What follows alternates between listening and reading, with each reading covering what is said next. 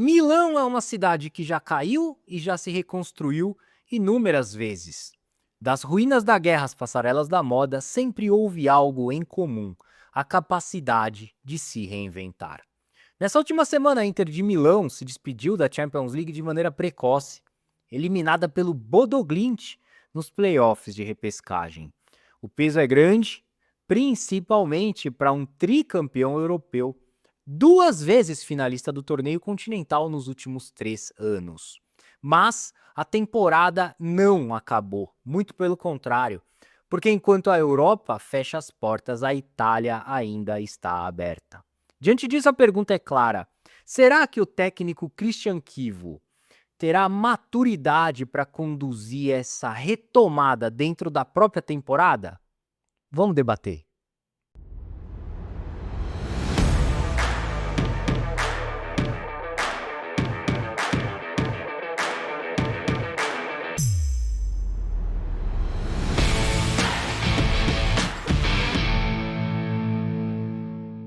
A trajetória da Inter de Milão terminou cedo na edição 2025-2026 da Champions League, mais especificamente nos playoffs de repescagem do torneio, antes das oitavas de final, devido à queda diante do modesto Bodo Glimt por 5-2 na soma dos placares.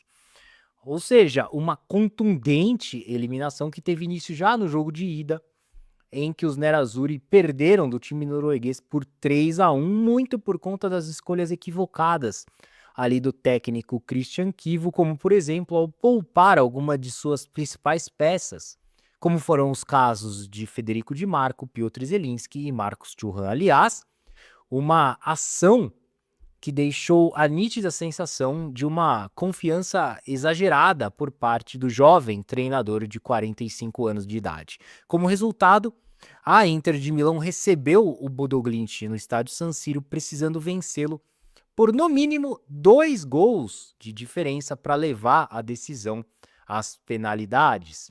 Todavia, no final das contas, quem marcou 2 gols foi o Bodo Glimt, que voltou a derrotar os pupilos de Christian Chivu, porém desta vez por 2-1. Deste modo, apesar dos 71% de posse de bola e das 30 finalizações ao longo dos 90 minutos, foi a Inter de Milão que acabou se despedindo da Champions League. Seja como for, a realidade é que em nenhum momento a Inter de Milão justificou qualquer tipo de merecimento para avançar às oitavas de final da Champions League. E eu falo isso não apenas considerando os 180 minutos do duelo contra o Bodo Glimt, como também pegando como parâmetro toda a campanha da Inter na competição.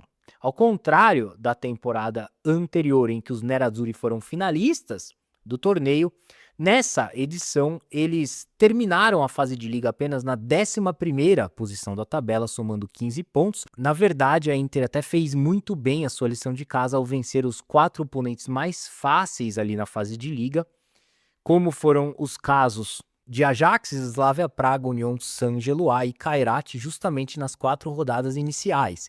Lembrando que nenhum deles avançou aos playoffs. Já nos 4 jogos mais difíceis a partir da 5ª rodada, a Inter só derrotou o Borussia Dortmund por 2-0 em Dortmund, mas perdeu do Atlético de Madrid, do Liverpool e do Arsenal. Então, cara, a caminhada da Inter de Milão na Champions League demonstra de forma clara e evidente que a maior dificuldade da equipe tem sido exatamente competir nos grandes jogos contra adversários de nível técnico superior. E eu posso até pegar também como exemplo a Série A, onde dos 26 jogos disputados pela Inter até o momento da gravação deste vídeo, ela só não venceu 5, somando 4 derrotas para Udinese, Juventus, Napoli e Milan, e um empate com o Napoli no San Siro. Perceba que destes jogos que a Inter deixou de somar pontos na Série A, apenas a Udinese não briga diretamente pelo Scudetto.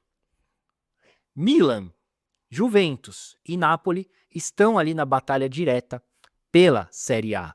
Então, isso também serve como régua para medir aí o quão difícil tem sido para a Inter competir contra grandes oponentes. Outro detalhe não menos relevante é que a Inter vive um longo jejum de 6 jogos sem vencer o Milan. São 4 derrotas e 2 empates nos últimos 6 derbys della Madonnina. Inclusive, os nerazzurri passaram a última temporada inteira sem ganhar dos rossoneri. Por esse motivo, a recente vitória por 3-2 sobre a Juventus no San Siro, na qual a Inter de Milão foi bastante favorecida em virtude da expulsão injusta do zagueiro da Juve, Pierre Kalulu, ainda no primeiro tempo do jogo, foi bastante comemorada ali pelos torcedores interistas. Afinal, a Inter não vencia o Derby de Itália há exatos 2 anos ou 3 clássicos. De qualquer maneira, a precoce queda na Champions League permitirá com que os nerazzurri foquem todas as suas atenções agora na disputa do título da Coppa Itália e também na briga pelo Scudetto italiano. Afinal, a temporada está longe do fim para a equipe que lidera isoladamente a Série A com 10 pontos de vantagem sobre o vice-colocado Milan até o momento da gravação desse vídeo, antes da abertura da 27ª rodada. E em termos de campeonato italiano, onde a briga é sempre bastante assídua, a verdade é que a Inter tem uma diferença muito confortável, que a coloca com 95,7% de chances de conquistar o Scudetto, segundo o supercomputador da Opta Analyst. Contudo, resta saber agora como que a Inter vai reagir a essa eliminação na Champions League. Notamos que, até o momento na temporada, o time se mostra resiliente, pois após a traumática perda da tríplice coroa na temporada 2024-2025, em que os nerazzurri deixaram escapar a oportunidade de vencer a Série A ali na última rodada do campeonato, perdendo o título para o Napoli, foram eliminados da Coppa Itália nas semifinais para o rival Milan e sofreram uma sonora goleada por 5-0 para o Paris Saint-Germain na final da Champions League. Eles ainda encontraram forças para, nessa temporada, entrarem aí diretamente na briga pelo título da Coppa Itália e pelo Scudetto da Série A. E tudo isso ainda sem contar a saída inesperada do treinador Simone Inzaghi poucas horas depois da goleada por 5-0 em Munique na decisão da Champions League.